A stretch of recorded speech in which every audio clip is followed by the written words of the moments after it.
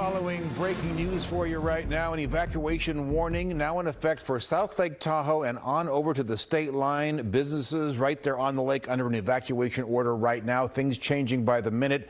Take a live look at the flames. This is west of Kirkwood in the Leak Springs area, just north of Highway 88. You see the fire really picking up tonight.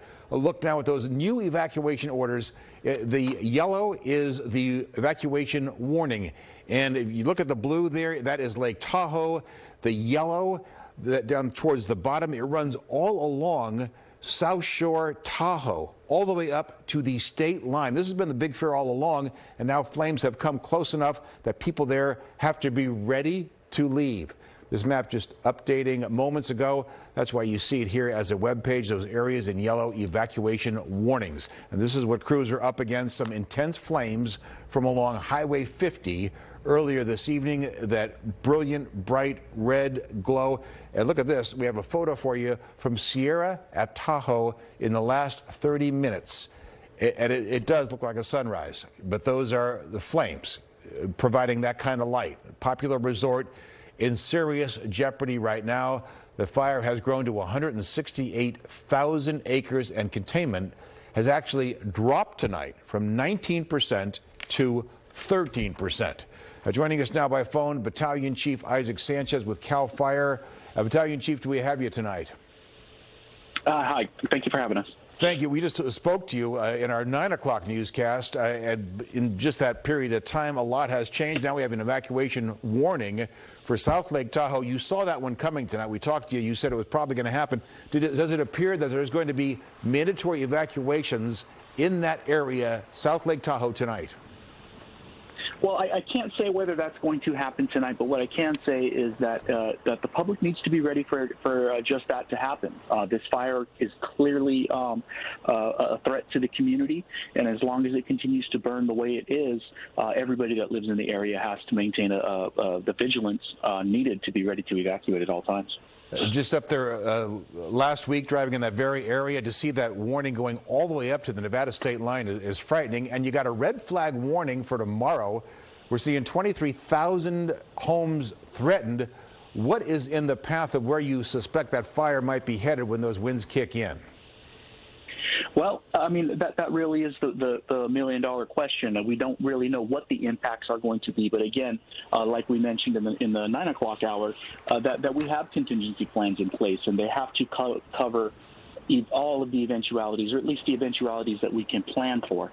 And when that happens, when we have those plans in effect, if something were to take place that is addressed by one of these contingency plans, it makes it that much simpler to move the resources and to react tactically in order to continue to protect the communities. You know, I've heard a Cal Fire higher up talking about not enough resources available. In an ideal world, what would be necessary as far as manpower and equipment to really get the upper hand, if you could, on this fire?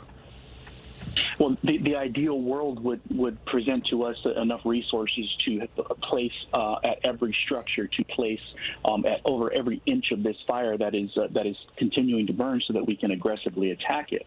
But the reality of the situation is that this is the Caldor Fire is just one of many fires that are burning in the state of California, and of course across the entire western United States. And there's only so many resources that can go around. So while we do have resources fully engaged, would we like to have more? Absolutely. Everybody would like to have more. But we have to fight the fires with the resources that we have. And because there are so many fires burning across the West and across California, those resources do get stretched thin. All right. I want to thank you very much again. Twice tonight, you really helped us out, providing a lot of information for people here. Lake Tahoe, of course, very close, near and dear to the hearts of the people here in the Bay Area. Thank you very much. Thank you.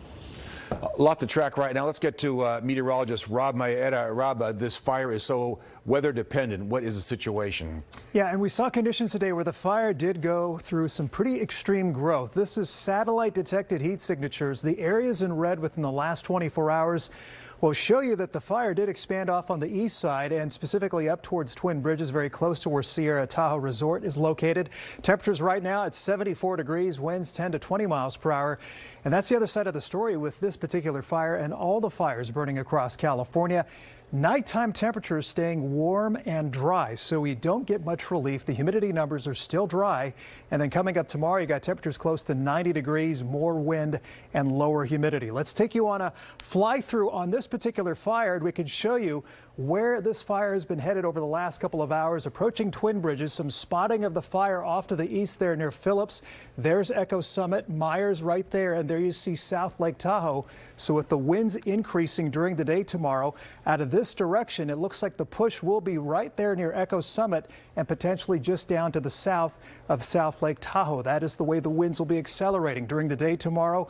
25 to 35 mile per hour winds, and the weather models taking that into account. You can see the smoke output increasing here as you apply more wind to these fires. It ramps up wildfire intensity and increases rate of spread. Now, the unfortunate location for the Caldor Fire and Dixie Fire locations is that they are under the red flag warning. As you heard the battalion chief mention, we're going to be looking at those gusty winds at times.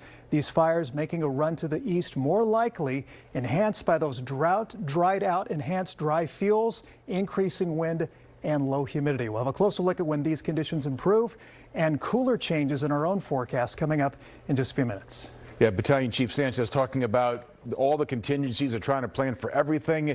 When I'm just here and there, maybe it's going to skirt South Lake Tahoe and spare that. We are checking out this fire. If you want more information, download our NBC Bay Area app.